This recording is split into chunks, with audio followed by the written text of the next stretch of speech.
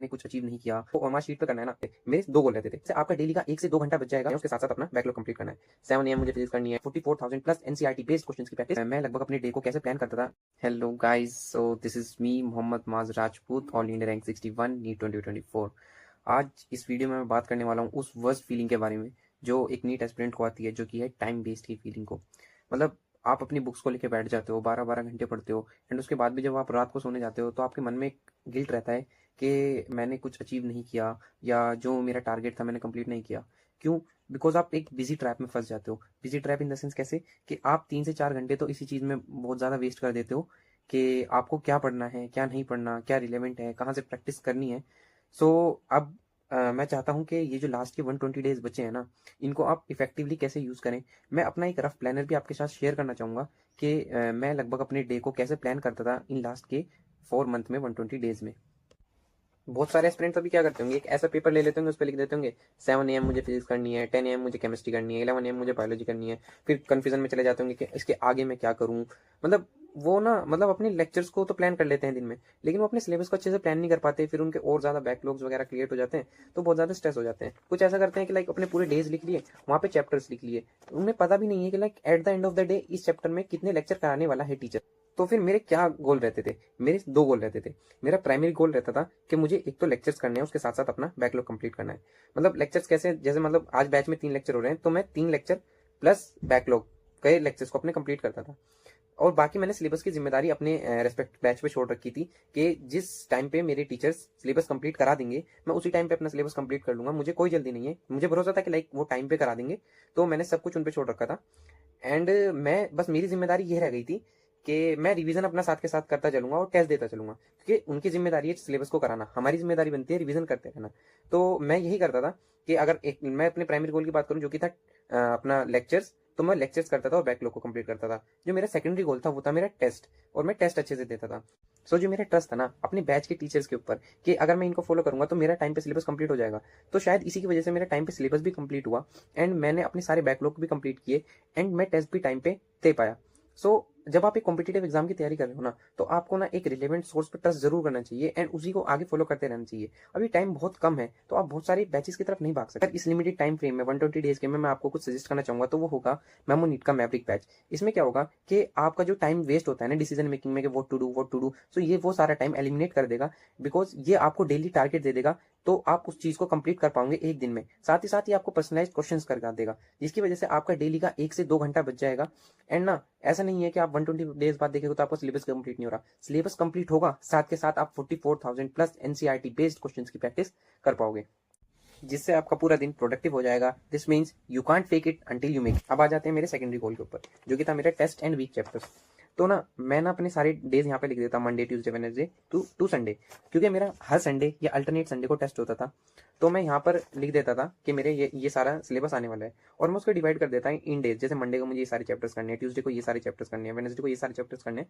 तो अगर मेरे से कोई चैप्टर मंडे को नहीं हो पाता था, मैं उसे ट्यूसडे में ऐड कर देता था, ट्यूसडे में नहीं हो पाता था तो वेडनेसडे में ऐड कर देता था। अगर मेरा बहुत सारा रह जाता था ना, कि क्योंकि मैं लेक्चर्स भी करता था, तो अगर बहुत सारा रह जाता तो मैं क्या करता था, फ्राइडे और सैटरडे को ना लेक्चर छोड़ देता था, बैच के सारे लेक्चर छोड़ देता था। सोच लेता था कि बैकलॉग बन जाएगा वो ठीक है, लेकिन मेरा रिवीजन अच्छे से होना चाहिए, जो कि मैं टेस्ट देने वाला हूँ उसका। बिकॉज अगर मेरे टेस्ट में मार्क्स ही नहीं आएंगे तो मुझे कॉन्फिडेंस कहाँ जाएगा।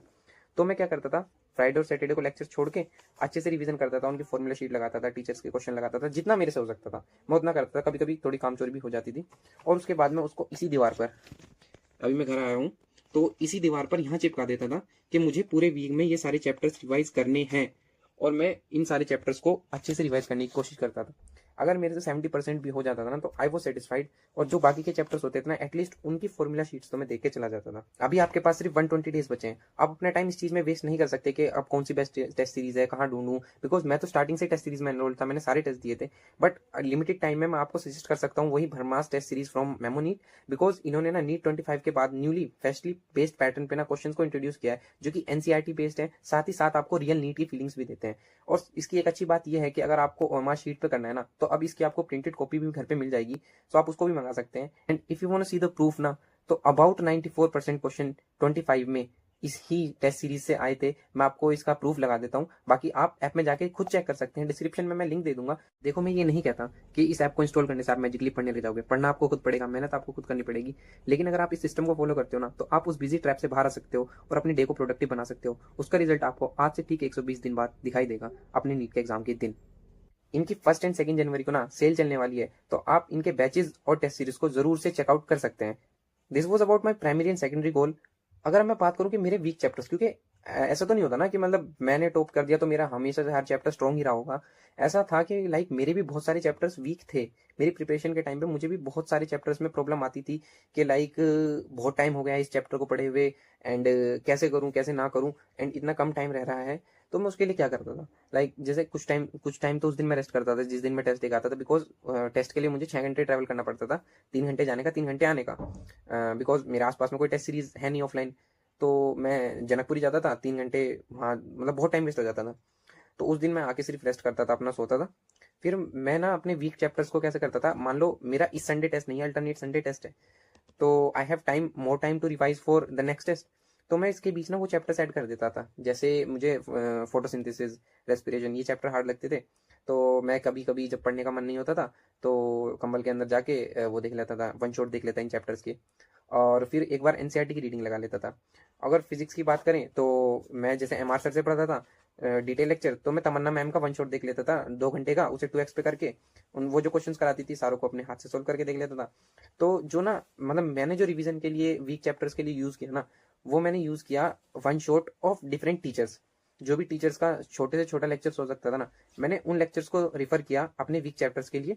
एंड मतलब मैंने डिटेल लेक्चर से वो कंप्लीट कर रखा था चैप्टर। ऐसा नहीं कहूंगा कि आप सिर्फ वन शॉट से कर लो उसको, पर मैंने उसे डिटेल लेक्चर देखने के बाद, उसकी एनसीईआरटी पढ़ने के बाद, उसके क्वेश्चन सॉल्व करने के बाद, अगर मुझे फिर भी वीक लग रहा है ना, तो मैंने उसके वन शॉट लगाए, और वन शॉट लगाने के बाद उसके दोबारा से क्वेश्चन सॉल्व किए।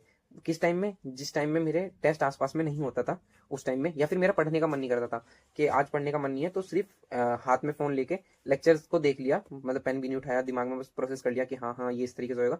तो मतलब आप पैसिवली भी किसी चीज को ऐसे देखते रहते हो ना, तो वो धीरे धीरे करके स्टोर होती जाएगी, क्योंकि आप कभी ना कभी तो उसका आगे टेस्ट दोगे। मान लो नेक्स्ट सैटरडे या फिर उसके नेक्स्ट संडे कभी आप उसका टेस्ट दे रहे हो, तो वो आपका रिवीजन में आ जाएगा, जिसकी वजह से आपकी प्रैक्टिस भी होगी, रिवीजन भी होगा, एंड आपका वीक चैप्टर आपके स्ट्रॉन्ग चैप्टर में कन्वर्ट हो जाएगा। तो यही था बेसिकली, आपको अपने 120 डेज को ना लिमिटेड रिसोर्सेज के साथ और विद टेस्ट एंड रिवीजन, इसके साथ साथ आपको लेके चलना है। नहीं तो आपको बाद में रियलाइज होगा कि आपने कितना ज्यादा टाइम डिसीजन मेकिंग में वेस्ट कर दिया है कि मुझे क्या पढ़ना चाहिए क्या नहीं पढ़ना चाहिए। आज आप अपना एक फिक्स कर लीजिए कि मुझे ये पढ़ना है, और उसको लेके स्टार्ट कर दीजिए कि मैं ये सारी चीजें कंप्लीट कर लूंगा। बिकॉज देखो मतलब सिलेबस तो चल ही रहा था, बट इस वॉल के बारे में मैंने बताया ना, इस वॉल पे इधर की तरफ मैंने एक बड़ा सा पेपर लिख रखा था, वहां पे पूरा सिलेबस लिखा था, फिजिक्स का ये सिलेबस है, फिर उसके बराबर में केमिस्ट्री, जूलॉजी, बॉटनी, सब सारा सिलेबस लिखा था। एंड ना नीचे सारे चैप्टर्स लिखे हुए थे कि ये चैप्टर अभी, मतलब मान लो ये चैप्टर्स नहीं हुए, ऊपर वाले सारे चैप्टर्स हो चुके हैं, तो ये वाला मैंने रिवाइज कर लिया 1 बार 2 बार 3 बार। मैं इस तरीके से सच में लिटरली मैं ऐसे लिख के रखता था कि मैंने इस चैप्टर को कितनी बार रिवाइज किया है, और अगर मेरा वो वीक है तो उसके आगे मैंने वीक भी लिखा था। अगर मेरे पास फोटो हो तो मैं शायद शेयर करने की कोशिश करूंगा मैं कैसे करता था। बाकी मिलते हैं किसी नेक्स्ट वीडियो में।